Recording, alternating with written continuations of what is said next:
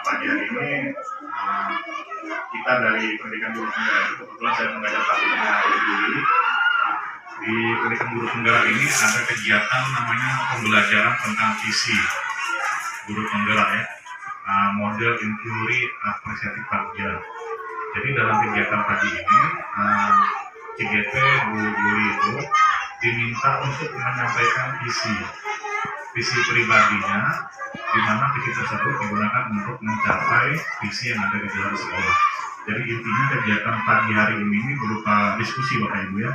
Nanti Bu Juli itu kan berbagi praktik baik nih, dia punya ide nih tentang imajinasinya tentang murid di masa depan nih. Jadi nanti Bu Juli ini memberikan idenya tentang apa yang akan dilaksanakan di kelas demi terwujud visi tadi. Jadi mungkin nanti Bapak Ibu mungkin bersama-sama merenungkan ya, ada kalimat perumpamaan nantinya yang diberikan oleh Bu Juli nanti. Jadi tujuannya sama ya, terwujudnya pembelajaran atau pendidikan yang berdampak pada murid. Jadi untuk waktu dan tempat saya langsung aja ya, kita persilakan Bu Juli untuk memberikan presentasi tentang visinya ya. Silakan Bu Juli, waktu dan tempatnya. Warahmatullahi wabarakatuh. Selamat pagi dan salam sejahtera untuk kita semua. Maaf mengganggu waktunya Ibu dan Bapak Kepala Sekolah. Di sini saya izin menyampaikan tugas dari Balai Guru Penggerak, yaitu mendiskusikan cita-cita atau visi warga sekolah terhadap murid di masa yang akan datang. Jadi di sini kita nanti ada mengisi kalimat terumpang. Ada nanti soalnya ketika memimpin murid, mimpi kita terhadap murid itu bagaimana. Di sini sebagai gambarannya pada tugas mulai dari diri. Di sini refleksi mandiri 1, imajiku tentang murid di masa depan. Di sini saya mengambil yaitu dimensi dari profil pelajar Pancasila. Imajiku tentang murid di masa depan ini religius, berbudaya, merdeka, kritis, kreatif, inovatif, mandiri, serta berteknologi. Gambaran situasi murid. Saya memimpikan murid yang lengkap secara kebutuhan zaman. Karena di sini sesuai dengan filosofi KHD, yaitu kita harus memperhatikan kebutuhan zaman murid. Ia adalah murid yang selalu menjaga nilai agama dan budayanya, selalu merdeka atas segala kehendaknya, berpikir kritis di setiap fenomena sekitar, selalu kreatif dan inovatif dalam menciptakan gagasan baru, mandiri dalam mengembangkan kompetensi, dan tentunya canggih dalam berteknologi. Di sini gambaran peran kita sebagai guru, yaitu peran guru sebagai fasilitator yang senantiasa menuntun proses perjalanan murid dalam meraih kodrat, potensi, dan kompetensinya. Selain itu, tentu saja untuk mengimbangi situasi murid yang maju, sebagaimana diimpikan, guru juga harus memiliki kompetensi dan potensi yang unggul dalam hal wawasan yang luas, sikap yang teladan, dan melek teknologi. Di sini gambaran suasana sekolah, ini imajiku tentang masa depan ya Bapak Ibu. Suasana sekolah yang dapat mendukung ketercapaian karakter murid yang saya cita-citakan adalah religius, berbudaya, berteknologi, fasilitas yang memadai, hijau, asri, dan nyaman, serta ramah anak. Yang kedua yaitu merangkai mimpi lewat kata-kata. Merangkai mimpi lewat kata-kata ini nantinya yang akan kita isi ini kalimat rumpangnya. Saya memimpikan murid-murid yang dihargai sepenuhnya sebagai individu, didorong untuk mengeksplorasi potensi mereka tanpa batasan. Saya percaya bahwa murid adalah ini nanti untuk mengisi kalimat rumpangnya. Gambarannya boleh Bapak Ibu, ini tapi imaji saya. Saya percaya bahwa murid adalah agen perubahan yang berpotensi besar dalam mewujudkan masa depan yang lebih baik. Di sekolah saya mengutamakan suasana inklusif yang mengakui keberagaman sebagai kekuatan. Murid di sekolah saya sadar betul bahwa pembelajaran bukan hanya tentang pengetahuan, tetapi juga tentang pengembangan karakter dan kepedulian sosial. Saya dan guru lain di sekolah saya yakin untuk menciptakan lingkungan yang mendukung pertumbuhan holistik murid, di mana kolaborasi dan dukungan saling menguatkan. Saya dan guru lain di sekolah saya paham bahwa pendidikan adalah upaya bersama dan kami bertekad untuk terus meningkatkan kualitas layanan kami demi mencapai visi bersama, mencetak generasi yang mampu mewujudkan profil pelajar Pancasila dalam tindakan nyata. Baik, ini untuk refleksi mandiri 3. Nantinya kita dapat menyimpulkan, merumuskan visi tentang murid dan sekolah yang diimpikan dalam satu kalimat ya Pak ya? Ya. Visi ini yang saya buat nih Bapak Ibu. Visi tentang murid dan sekolah impian saya yaitu mewujudkan lingkungan pembelajaran yang religius, berbudaya, ramah, inklusif, dan memotivasi murid untuk mengembangkan potensi dan kompetensinya secara holistik sesuai dengan nilai-nilai Pancasila dan kebutuhan perkembangan zaman. Ini kita langsung ke Pak. Langsung mengisi kalimat rumpang cita-cita untuk murid. Bapak Ibu, di sini saya akan bagikan sticky notes. Jadi nanti Bapak Ibu boleh menuliskan kita memimpikan murid-murid yang bagaimana. Terus kita percaya bahwa murid adalah yang kayak gimana. Terus di sekolah kita mengutamakan apa. Murid di sekolah kita sadar betul bahwa kita warga di sekolah ini yakin untuk, dan kita dan warga di sekolah ini paham bahwa sebagai tadi boleh sebagai contoh tadi Bapak Ibu boleh lihat yang ini ya, merangkai mimpi lewat kata-kata. Saya memimpikan murid-murid yang bagaimana gitu.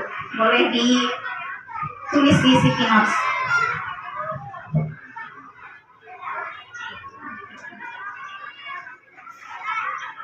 Sawal masuk ke Sawal.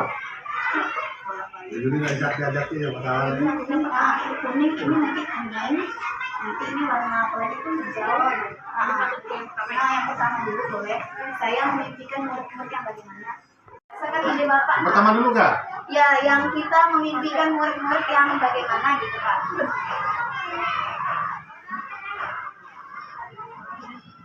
Kalau udah selesai boleh ditempel Bapak Ibu.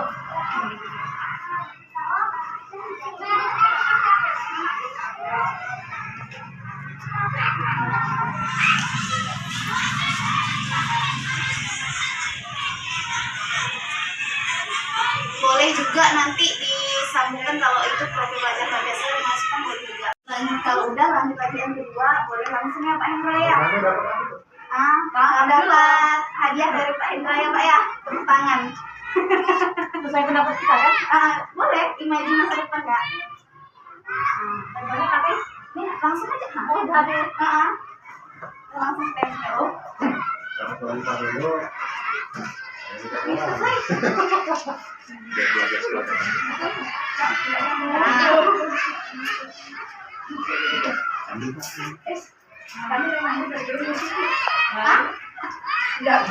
Lalu boleh yang kedua, yang warna lain Kak. Warna hijau Kak. Sini masuk.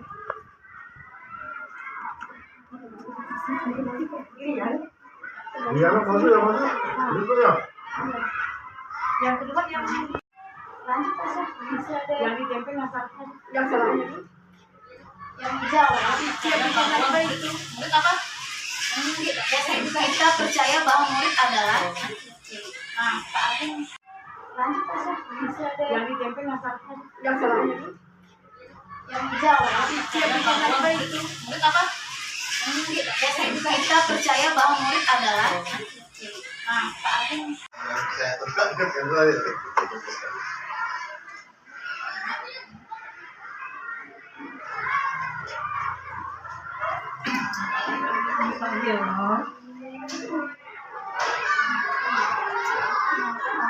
Cocok Pak, lanjutan guru penggerak Pak.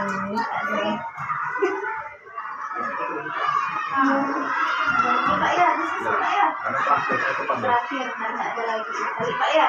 Nggak ada lagi. Ikan cepat, ikan gabus, kata Pak Iqbal tadi.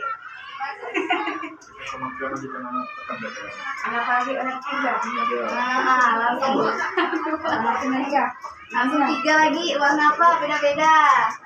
Di sekolah kita mengutamakan Sekolah kita, impian apa nanti di sekolah kita ini mengutamakan, gimana?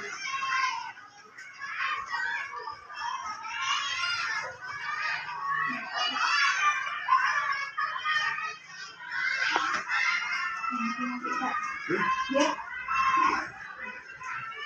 Apa yang ketiga nih? Yang ketiga, di sekolah kita mengutamakan apa, Pak?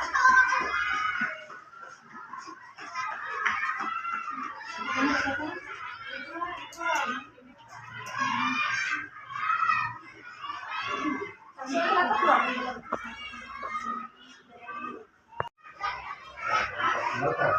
Ya. Kalau nggak ditinggalkan, kalau ini.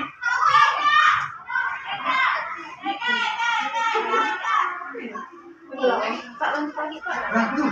Masih banyak, Pak. Masih ada Boleh, 3 lagi. sekolah kita selalu bawa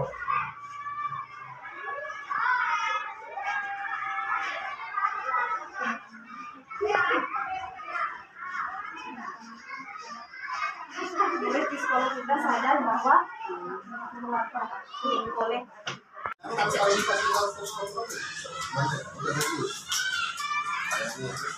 Pak Hendra, mau disebutkan dulu, Pak? Boleh lah. Atau Harus iya, maksudnya. itu langsung harus. Ya, terima kasih kepada Bapak Ibu yang telah berpartisipasi mengisi kalimat rumpang dari soal tadi. Di sini kita boleh menyimpulkan, saya memimpikan murid-murid yang, di sini ada jawaban yang cerdas dan berakhlak, perilaku yang sesuai dengan profil pelajar Pancasila. Di sini yang baik, unggul serta memiliki akhlak yang mulia, adab yang baik dan unggul dalam prestasi akademik atau non-akademik sesuai potensi individu. Saya memiliki murid-murid yang baik dan unggul, berpribadi yang baik, dihargai sepenuhnya sebagai individu. Kira-kira yang mana, Bapak Ibu? Kita ambil kesimpulan dari kita memimpikan murid-murid yang bagaimana. Kira-kira ada yang mau ngasih pendapat? Kira-kira yang dari kesimpulan itu yang mana yang mau kita ambil? Taulan mungkin? Iya, boleh. Dari 6 jawaban itu, kalau kita memimpikan murid-murid yang saya fokus kepada kata-kata adab atau karakter, berarti semuanya sebenarnya dari ke-6 pribadi guru di sini. Iya. Memimpikan murid itu memiliki karakter yang baik, artinya adab di atas ilmu, karena karakter disebut di atas. Kemudian berikutnya baru didukung dengan kecerdasan, baik akademik maupun non-akademik. Karena kecerdasan itu ada 9, kita tidak mungkin menuntut siswa untuk pintar secara akademik secara umum, tapi di atas itu memang kita memerlukan adab yang baik dan unggul secara karakter. Jadi adab yang baik dan unggul. Adab yang baik dan unggul secara berprestasi secara akademik maupun akademik. Berprestasi Dan adab yang baik disertai dengan prestasi, adab yang baik dan disertai Pakai suara ya udah lah. tidak apa, Pak? Enggak, itu malah Prestasi malah apa, Kak? disertai dengan prestasi individu yang berdiferensiasi gitu loh. Yaudah, maksudnya prestasi itu nggak harus akademik gitu. Maksudnya prestasi kalau olahraga juga oke. Nanti tanya Bapak apakah setuju. Kita memimpikan murid-murid. Menurut saya kesimpulan secara umum dari pemikiran 6 guru atau 5 guru 1 kepala sekolah, kita memimpikan murid-murid yang berakhlak mulia dan memiliki prestasi yang baik, atau berakhlak mulia dan unggul dalam prestasi. Bagaimana Bapak? Silakan ditanggapi. Iya. Pasti. Baik, terima kasih. Kalau yang menurut saya berdasarkan yang dikumpulkan oleh 5 guru pernyataannya, ini adalah bagaimana adab dan karakter sesuai dengan profil pelajar Pancasila dan kemampuan akademik siswa, baik akademik secara formal maupun non akademiknya. Ya gitu ya. Lagi. Ya, jadi yang utama adalah adab dan karakter sesuai profil pelajar. Ada Lagi sama? lagi yang Oke, ada.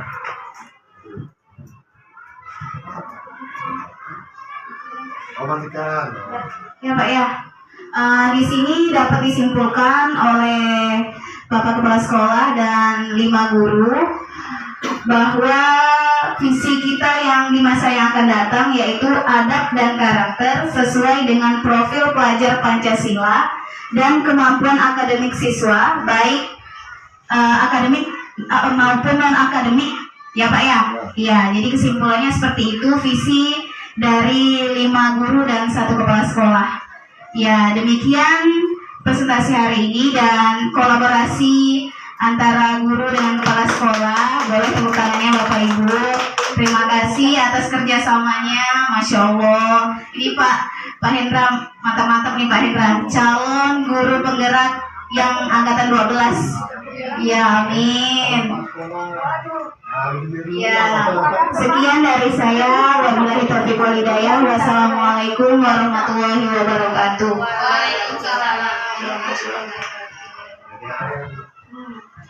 Baik, luar biasa sekali dari Bu Yuli tadi.